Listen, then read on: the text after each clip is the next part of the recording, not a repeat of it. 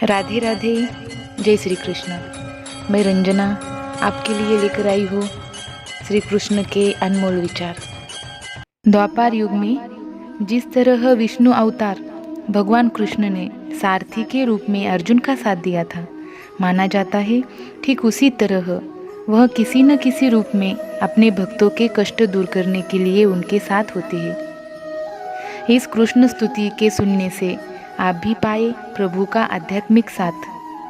श्री कृष्ण चंद्र कृपालु भजमन नंद नंदन सुंदरम अशरण शरण भव भय हरन आनंद घन राधावरम शिरमोर मुकुट विचित्र मणिमय मकर कुंडल धारिणम मुखचंद्र द्विती नखचंद्र द्विती पुष्पित निकुंज विहारिणम मुस्कान मुनि मन मोहिनी चितवन चपल वपुनटवरम वनमाल ललित कपोल मृदु अधरन मधुर मुरलीधरम वृषभानंदिनी वामदिशि शोभित शुभग सिंहासनम ललितादि सखी जिन सेवही करी चवर छत्र उपासनम। हरि ओम तत्सत। ईश्वर की भक्ति से भक्त को निर्भयता प्राप्त होती है।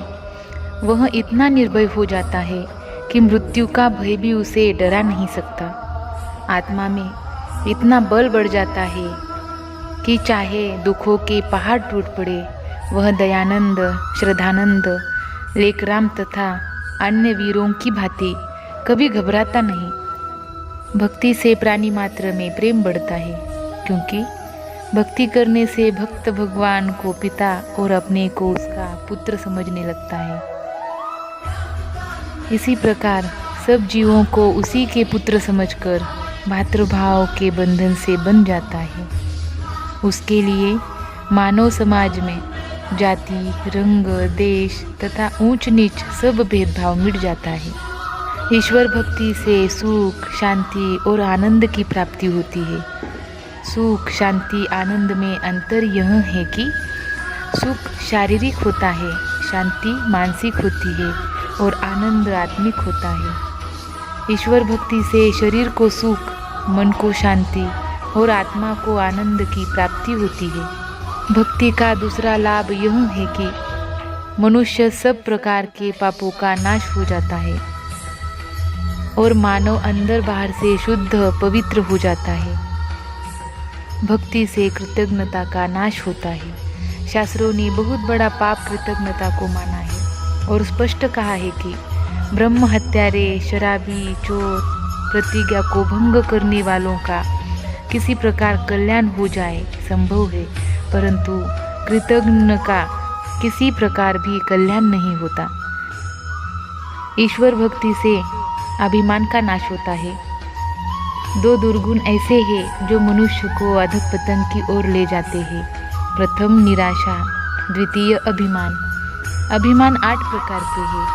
कुल का अभिमान, धन का अभिमान, जवानी का अभिमान, रूप का अभिमान, विद्या का अभिमान, तप का अभिमान, पद का अभिमान, शील का अभिमान।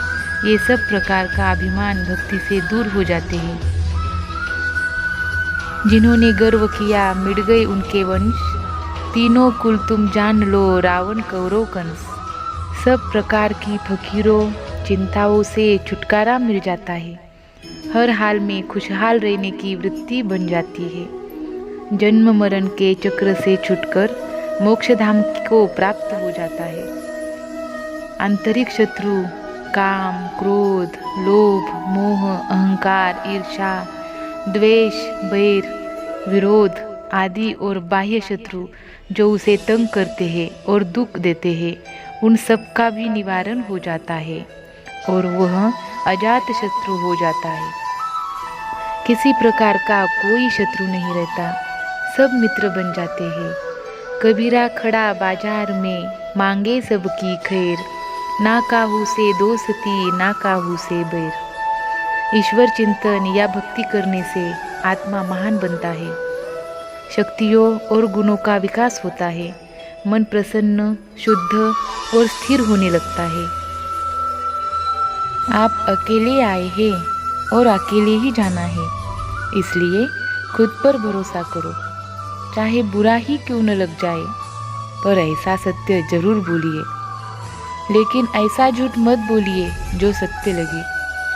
प्रेम का अनुभव एक ऐसा अनुभव है जो व्यक्ति को कभी परास्त नहीं होने देता। आत्मविनाश और नरक के 3 द्वार हैं, वासना, क्रोध और लोभ। वक्त से हारा या जीता नहीं जाता, बल्कि वक्त से तो सीखा जाता है। तुम्हारे मन की गतिविधियाँ, होश, श्वास और भावनाओं के माध्यम से मेरी शक्ति सदा तुम्हारे साथ है और लगातार तुम्हें बस एक साधन की तरह प्रयोग करके सभी कार्य कर रही है। हर किसी का जन्म किसी न किसी कारण से होता है, इसे पहचानो और बस कर्म करते रहो। कोई भी मनुष्य पूर्ण नहीं है, किसी ना किसी में कोई ना कोई कमी होती है और हर किसी में कोई ना कोई अच्छाई भी होती है। इसलिए आपकी तुलना किसी से मत करो, बल्कि पूर्ण निष्ठा के साथ अपना कर्म करो।